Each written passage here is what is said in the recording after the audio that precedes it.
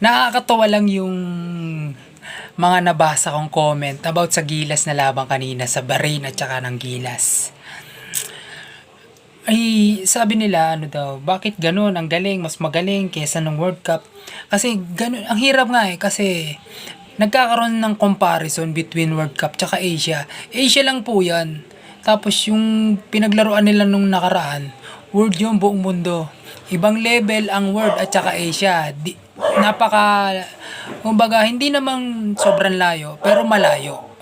Malayo ang diferensya ng World Cup sa Asia. At saka pagdating naman talaga sa level ng mga skills, talent, may Pinoy angat sa Asia. Kahit sa China, sa Japan. Pero pagdating sa team, ang Pilipinas medyo tagilid. Pero congrats pa rin sa Pilipinas dahil nanalo sila sa